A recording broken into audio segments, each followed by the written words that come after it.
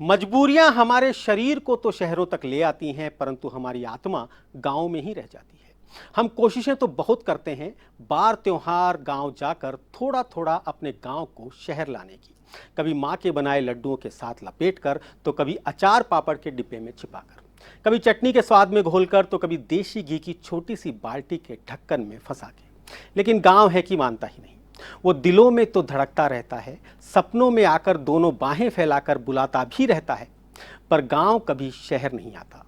लेकिन हम लेकर चलेंगे आपको आपके गांव, इस खूबसूरत सी गांव यात्रा पर, और महसूस करवाएंगे सोंधी माटी की वो महक जिसे आप अक्सर याद करके मुस्कुरा उठते हैं।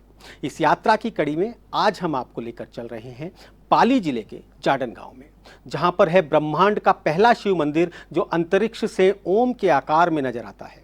विश्व भर के लोग इस गुरुकुल में भारतीय साहित्य और सनातन धर्म के आकर्षण में खींचे चले आते हैं। तो आइए चलते हैं जाडन गांव की यात्रा पर।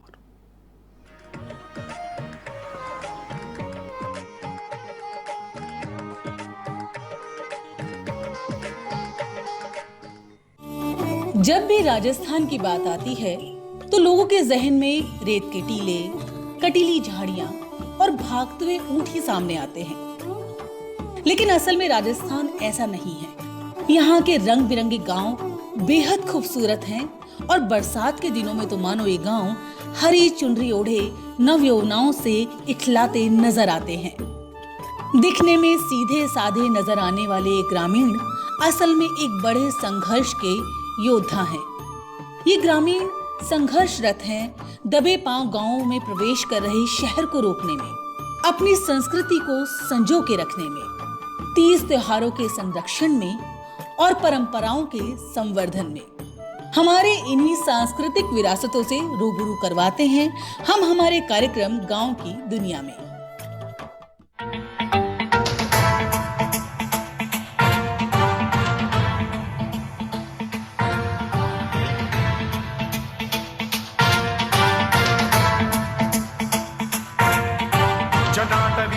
जल प्रवाह पावितस्थले कलेवलंब्य लंबितां भुजंगतुंगमालिकां अमड्डमड्डमड्डमन्निनादवड्डमर्वयं चकार चंडतांडवं तनोतु नः शिव शिव। आज हम आपको लेकर आए हैं जाडन गांव, एक ऐसा गांव जो मौजूद है राष्ट्रीय राजमार्ग पर। इस गांव को देखकर लगता है जैसे हाईवे पर गुजरते वाहनों की रफ्तार के साथ खुद भी बदल चुका होगा और ग्रामीण संस्कृति को भुला चुका होगा। किंतु गांव में प्रवेश करने पर पता चला कि इस गांव में स्थित है ब्रह्मांड का एकमात्र ओम के आकार का शिव मंदिर। ये एक ऐसा गुरुकुल है जहां योग, भारतीय वेद साहित्य और सनातन धर्म को विश्व के विभिन्न देशों में पढ़ाया जाता है। आज हम आए हैं पाली जिले के खूबसूरत गांव में, जिसका नाम है जाडन। यह बसा है हाईवे के ऊपर। आज हम बात करेंगे इसके इतिहास की, इसके विकास की व इसके संस्कृति की। तो शुरू करते हैं आज का प्रोग्राम। हमारे साथ हैं अनिल मारू, जो पाली जिले के संवाददाता है, और आज हमारे भ्रमण में ये हमारे साथ रहेंगे। जिस तरह से हम जानते हैं, पाली जिले के ही नहीं पूरे राजस्थान और विश्व भर के अंदर जाडन गांव का नाम जो है वो प्रसिद्ध है। वो इस कारण से है कि यहाँ पर जो ओम विश्वदीप गुरुकुल आश्रम है, जो स्वामी महेश्वरानंद जी, माधवानंद जी महाराज की द्वारा बनाया गया यहाँ पर आश्रम है, जो कि ओम आकार में बन रहा है, जिसका 25 वर्षों से कार्य चल रहा है। और लगभग पूरे विश्व भर के जो अंग्रेज हैं, जो अन्य जगह से आए हुए हैं, कई देशों से लोग आए हुए हैं, वो भी यहाँ पर सत्य सनातन धर्म की संस्कृति का जिज्ञासा के साथ में जानने के इच्छुक हैं और यहाँ आकर के वो इसका ज्ञान ले रहे हैं। एक संस्कृति को बचाने वाला, संस्कृति का प्रचार प्रसार करने वाला एक आश्रम जो है इस जाडन गांव की धरती पर है। इसके अलावा यहाँ की एक महिला ऊर्जावान सरपंच, जिन्होंने एक स्वप्न देख करके इस अपने कार्य का आगाज किया और अब जो है अपने इस गांव के अंदर विकास की जो बागडोर है उन्होंने संभाल रखी है। ये गांव इस जाडन की जो है पृष्ठभूमि है और इस पूरे हम सफर के अंदर हम गांव की विभिन्न जो भी ऐतिहासिक धरोहर है उसका भी हम जो है अवलोकन करेंगे।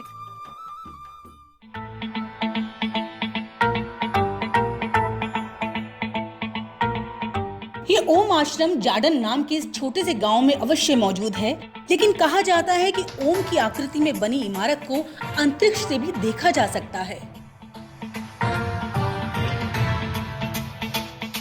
ये गुरुकुल इस गांव में अवश्य मौजूद है, लेकिन इस विश्वदीप गुरुकुल के छात्र संसार के कई देशों में हैं, जो भारतीय साहित्य का अध्ययन करने यहाँ आते रहते हैं।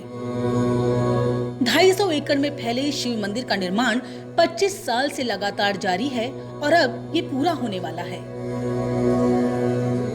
स्वामी महेश्वरानंद जी का यह आश्रम देश विदेश में आयुर्वेद, योग, भारतीय साहित्य और सनातन धर्म के प्रचार के लिए जाना जाता है। आश्रम की चारों तरफ फैली जमीन में जैविक खेती की जाती है और खास बात यह है कि जब से यहाँ खेती शुरू हुई है तब से लेकर अब तक किसी भी तरह के रसायन को आश्रम में प्रवेश नहीं करने दिया गया है। पूरी तरह से भारतीय संस्कृति से ओतप्रोत इस ओम आश्रम में आंखें बंद कर बैठने पर ऐसा लगता है मानो इस आश्रम के कण कण से ओम की ध्वनि गूंज रही है।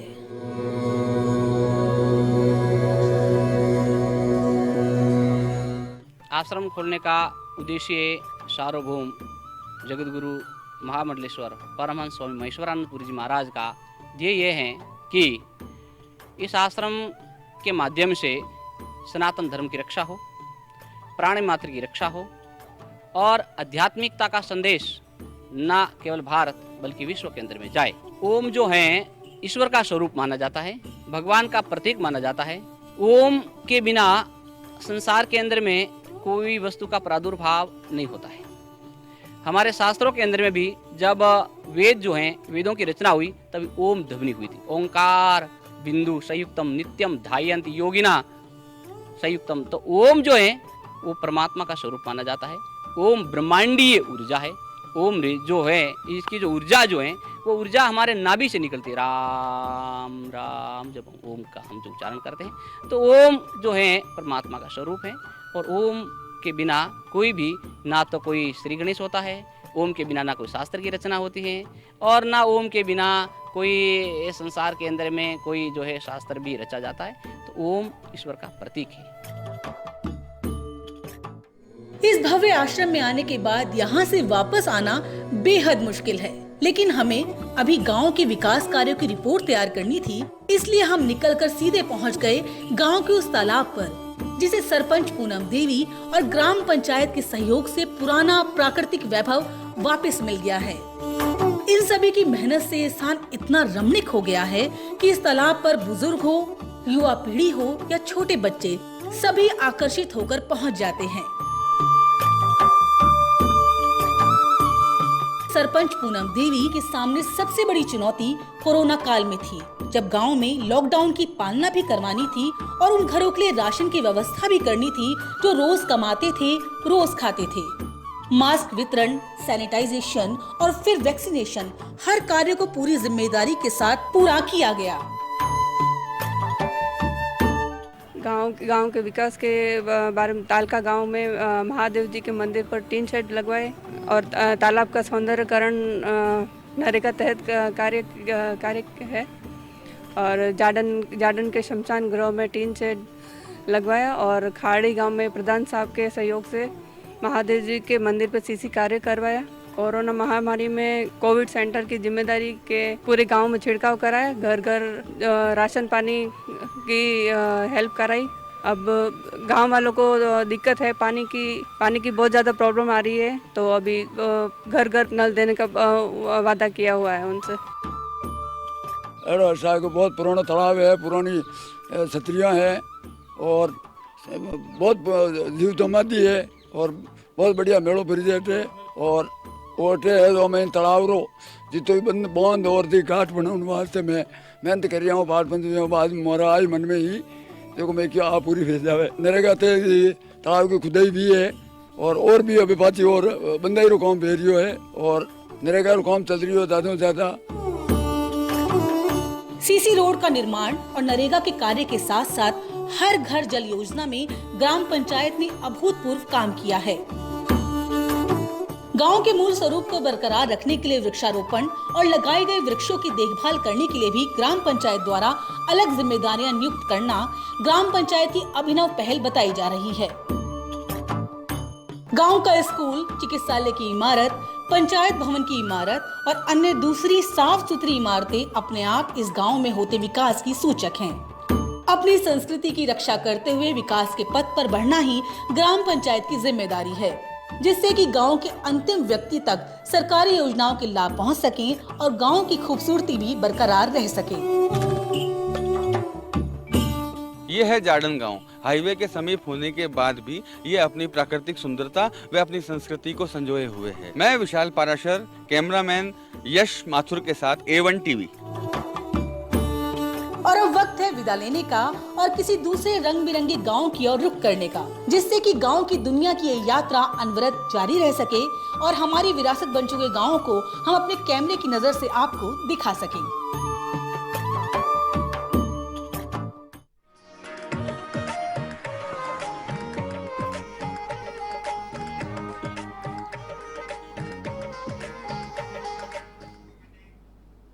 जी हाँ, बना लिया है करोड़ों का घर उसने शहर में, मिट्टी दिखाने बच्चों को, लेकिन वो गांव ही आता है। ये अब सीधे लिए चलते हैं आपको करौली के टोडा भीम में, जहां मेहंदीपुर बालाजी की SBI बैंक शाखा से 11 करोड़ रुपए के सिक्कों के गबन की प्राथमिकी दर्ज होने पर पुलिस ने जांच शुरू कर दी है।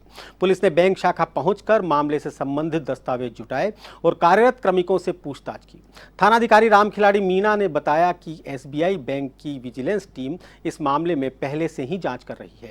विजिलेंस की जांच के साथ ही पुलिस ने भी मामला दर्ज होने के बाद कई पहलुओं पर जांच शुरू कर दी है। बैंक शाखा प्रबंधक ने गबन की अवधि में चतुर्थ श्रेणी कर्मचारी से लेकर अधिकारी तक 14-15 कर्मचारियों की सूची सौंपी है।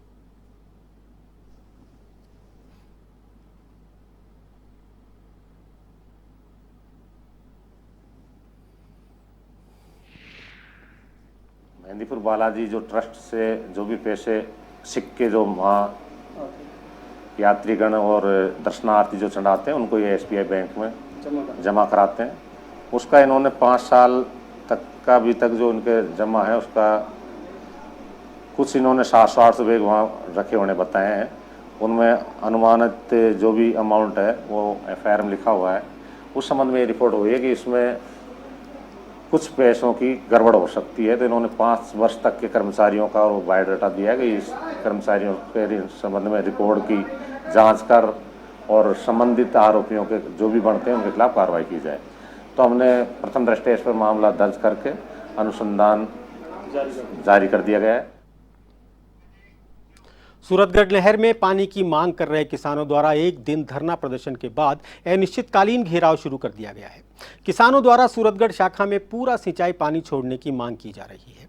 साथ ही पानी व किसानों की मांगों पर गौर नहीं किया गया तो आंदोलन तेज किए जाने की खबर भी है।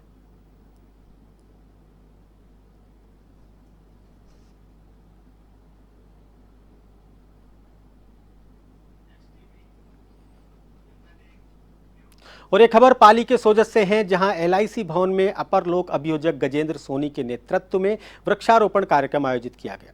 इसमें LIC के शाखा प्रबंधक धनराज कुलदीप सहित कर्मचारियों ने वृक्षारोपण कर वृक्षों के संरक्षण का संकल्प लिया। इस दौरान हरिराम राठौड़ को 15 अगस्त को जोधपुर में सम्मानित करने के बाद LIC भवन में भी बहुमान किया गया।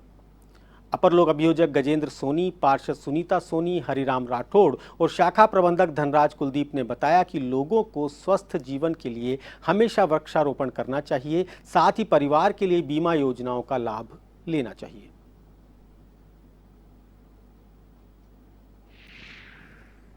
हमारे राजस्थान के माननीय मुख्यमंत्री श्री अशोक जी गहलोत ने 72वें वन महोत्सव और घर घर औषधि वितरण कार्यक्रम की शुरुआत की है। हमारी प्राचीन जो संस्कृति है और जो प्राचीन चिकित्सा पद्धति है उसमें औषधीय पादपों का विशेष महत्व है। इस योजना के अनुसार आगामी 5 वर्षों में हमारे प्रदेश की 1 करोड़ 26 लाख परिवारों को निःशुल्क औषधीय पादप भेंट किए जाएंगे। यह योजना राजस्थान में संभवतः पहली ऐसी योजना है जो इतनी व्यापक और इतने विस्तार से की गई है। आगामी मुहर्रम और रक्षाबंधन त्योहारों पर बिकने वाली मिठाइयों की जांच के लिए खाद्य विभाग की एक टीम डग पहुंच गई और दुकानों पर छापा मार कर कार्रवाई कर मिठाइयों के सैंपल लिए और दुकानदारों को गुणवत्तापूर्ण मिठाई और नमकीन बेचने के लिए पाबंद किया।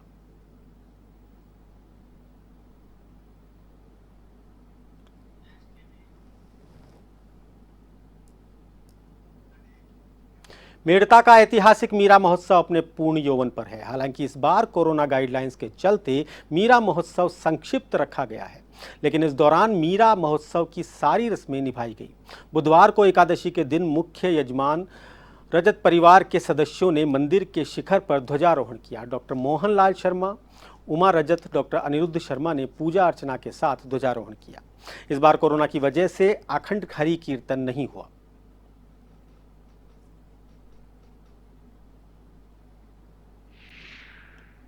हमेशा की तरह मनाए जाने वाले मेड़ता में मीरा महोत्सव इस बार 14 अगस्त से 21 अगस्त तक मनाया जा रहा है। महोत्सव के 5वें दिन आज चारभुजानाथ की 125 फीट शिखर पर ध्वजा फहराई गई। क्योंकि मुख्य यजमान होने के नाते मेरा दायित्व था, इसलिए मैंने शहर के गणमान्य नागरिकों के साथ ध्वज पताका फहराई। जयपुर की हरमाड़ा थाना पुलिस को बड़ी सफलता मिली है। पुलिस ने चेन स्नैचिंग की वारदात का 24 घंटे में खुलासा कर 3 आरोपियों को धर दबोचा। पुलिस ने आरोपियों के कब्जे से सोने की चेन, टॉप्स भी बरामद कर लिए। थानाधिकारी चेनाराम बेड़ा ने बताया कि मुख्य अभियुक्त फारूक उर्फ मिठा सहित दाऊद और आशीष यादव को गिरफ्तार किया गया है। तीनों आरोपियों ने हरमाड़ा इलाके में चेन स्नैचिंग की कई वारदातों को अंजाम देना कबूल किया। तो वहीं फारूक ने सरदार शहर में 15 लाख की लूट की वारदात को अंजाम देना भी कबूल किया है। आरोपी फारूक के खिलाफ लूट, चोरी, डकैती के करीब आधा दर्जन से ज्यादा मामले दर्ज है। साथ ही कई अन्य वारदातों का खुलासा होने की भी संभावना है।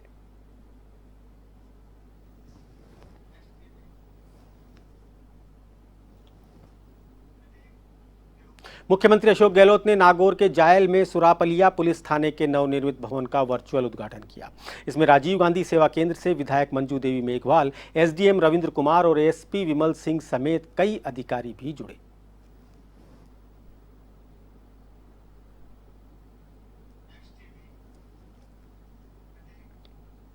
नागौर के डीडवाना क्षेत्र के नाबालिग से दुष्कर्म मामले में पॉक्सो कोर्ट ने आरोपी को विभिन्न धाराओं में 10 वर्ष की कठोर कारावास और 80,000 रुपए का जुर्माना लगाया है। बता दें कि 2014 के मामले में कुल 3 आरोपी थे, जिसमें से एक आरोपी की ट्रायल के दौरान मौत हो गई, जबकि महिला आरोपी को मामले में बरी किया गया। वहीं एक आरोपी को दोषी मानते हुए विभिन्न धाराओं में 10 वर्ष कठोर कारावास और 80,000 का जुर्माना लगाया गया है।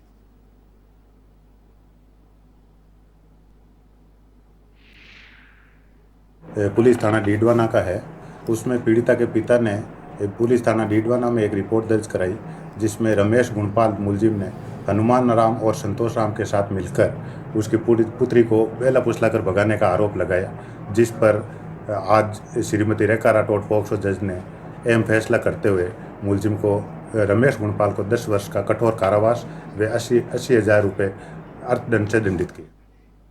मकराना शहर में रेलवे स्टेशन से बस स्टैंड की तरफ जाने वाले मार्ग पर नगर परिषद ठेकेदार ने हाल ही में सड़क का निर्माण किया है। हालांकि निर्माण कार्य 3 दिन पूर्व ही पूरा हो चुका है।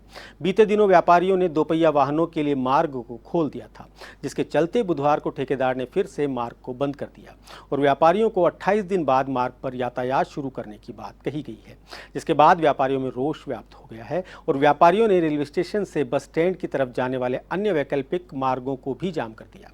सूचना पर मकराना पुलिस मौके पर पहुंची। इस दौरान व्यापारियों ने घटिया सामग्री का उपयोग करने का भी आरोप लगाया।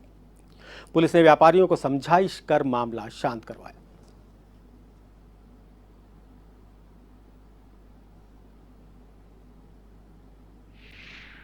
उसको 28 दिन पकाऊंगा, जबकि नगर परिषद में ये कहा गया है कि 28 दिन बाद में ठेकेदार का पेमेंट होना है। अगर 28 दिन बाद ये रोड टूटती है या इसमें कंक्रीट निकलती है या ये घटिया किस्म की होती है तो उसका जिम्मेदार कौन होगा?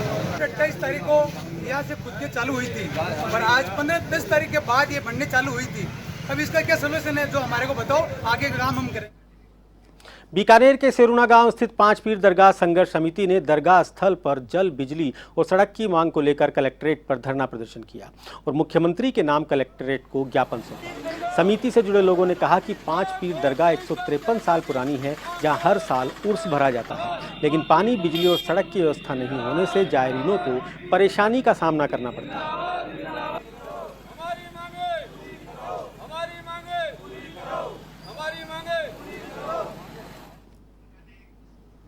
और गांव की दुनिया में फिलहाल इतना ही। बाकी देश दुनिया की बाकी खबरों के लिए देखते रहिए A1 TV।